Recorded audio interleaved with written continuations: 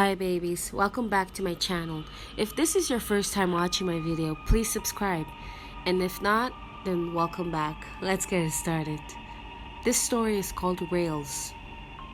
Liam walked to the edge of the platform, his shoes crossing the yellow caution paint as he looked down. The subway tracks below were dark and rusted, like a long stretch of robotic teeth that ran infinitely. He closed his eyes and took a deep breath, exhaling slowly as he tried to calm the noise in his mind. He could hear the distant cry of the train still far away, and now that he was hearing it, he was sure his decision was final. He opened his eyes with bittersweet clarity and followed the tracks into the tunnel, where the headlights of the train were just coming into view. That was it. The train that would end his life. And where to be long now? Feeling anxious, he looked around the metro. At 2 a.m., there wasn't a soul in sight. That was good, he thought to himself. Less people to see, the mess at least. Listening to the train grind closer, he loosened his tie and set his suitcase down, his toes still touching the edge of the platform.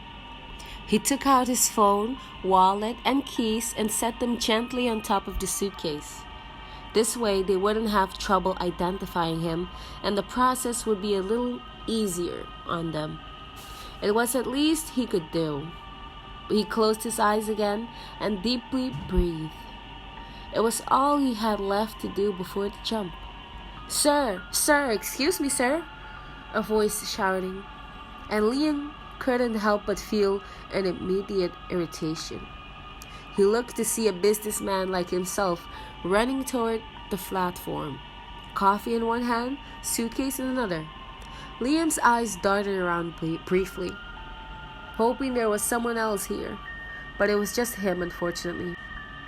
The man arrived quickly, his wing-tipped shoes squeaking to a stop. He stopped next to Liam, immediately holding out his coffee and suitcase. "Excuse me, sorry to bother. Could you hold these for a moment?" he asked. His gelled hair was a little frantic from his run.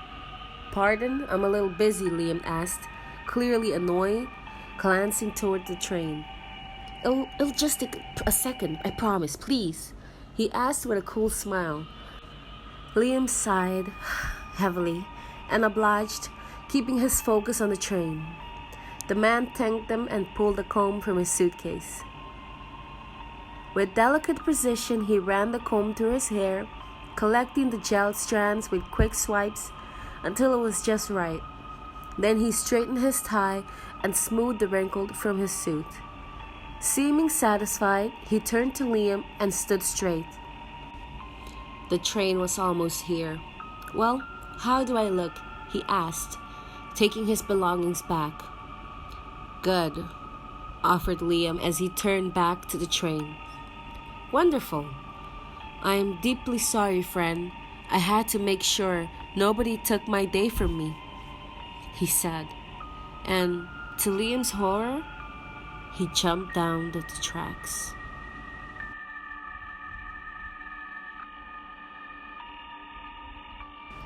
The second story is called The Painting of the Boy in the Yellow Raincoat. I came from a long line of thrifters. My grandmother specifically is to this day still the biggest one of the family. She always buys everyone's Christmas gift every year from different yard sales, thrift shops, and hand-me-down stores from all around. I remember one year I opened a purse she re-gifted me and found a tampon in it. "Grandma, what the hell?" "Well, I just always want you to be prepared." She grinned, knowing well she just made that shit up the spot. My grandmother's house was full of random collector's items, whether it be real gold jewelry or fake-ass china plates that she deems as her most prized possession that she saves if the Pope ever comes to town. But there are some items she owns that I have always gotten the creeps about since I was a kid, and still do. When my parents would send me on summer vacation to my grandparents' house, I would have to stay in their guest bedroom. It was cluttered with dusty antiques from thrift stores like gas lamps and theater jewelry, as well as old sepia-tone photographs of my grandmother's buddies who were in the war with him. Although nothing was more terrifying and memorable than the portrait of the boy in the yellow raincoat. The boy who appeared to be 6 years old and wore what seemed to be a 19th century yellow raincoat. Those brown eyes of his felt like they were piercing your soul, coupled with a sour frown as the rain looked as though it would endlessly drip along his face. Every time I looked at the painting, I could feel a tightness in my chest. I couldn't breathe. I would black out and find myself in another part of the house when I would wake up. I sensed something dark was in that room with me. It was only until I was out of the room was I free of whatever that was. Each night I spent there, I was horrified to go to sleep. Every night I would see glimpses of him. When I slept, I had night terrors. I always known I have had vivid dreams, but none like this before. One night, I went to bed in a hideous themed wallpapered guest room. As I stared to fall asleep, his face flashed before my eyes. It was bloody, cut up, and tears flooded his eyes as he looked at me. The crimson blood ran from his nose and eyes as he had been brutally beaten. His hair was knotted with mud and lacerations were laced along his head and neck. I shot awake and turned on the gas lamp beside me. Whew, okay, it was just a bad dream. I see him all the time because that stupid painting is in the room. So I tried to fall back asleep. Seconds later, boom, there he is again. And he stays, just painfully staring at me. I was frozen. I tried to wake up, but I couldn't. A dark figure I couldn't make out flew over me and thrust all his weight on my body as it grabbed my neck and choked me while I attempted to claw at it, to gasp what I believed would be my last breath of air. Scenes flashed before my eyes, almost like what you would assume your life looks like when you're dying. It's pouring rain and the clouds are ominous and almost obscene. I couldn't see far through the raindrops and fog, but I saw a cobbled road. In London? It's near a bridge over a river. The boy is now standing atop the bridge in his blood-spattered and swampy raincoat. He was staring right at me still. He's too far away for me to run to, and I couldn't scream because this force still had pressure on me that felt like his hands reaching within my ribcage and suffocating my lungs while marring my throat.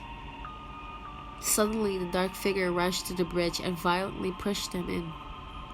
I heard a faint whisper, "Charlie," and a child's cry as a splash gushed against the water and onto the rocks below. The sound echoed in my head until I jolted awake. My head was throbbing and I couldn't think straight. I was disoriented and it was hard for me to see. I squinted my eyes to see what it was. It was daytime. There are no clouds, there is no rain, just sunshine. I was in bed the whole time. But how could something feel so real, but yet it was a dream? It started at the wall where the painting should have been, but it wasn't. It was gone. I scrambled to get up to find it, but was stopped in my tracks by a numbing chill that made every hair on my body stand on end. The room was chill, and it was still. The disembodied whisper came to me again. "Charlie." Thank you for listening. I hope you enjoyed this video, and if you did, don't forget to give me a like, I almost said like. Don't forget to give me a like, subscribe, and share my video, would you? Thank you. I'll see you tomorrow or next time. Bye.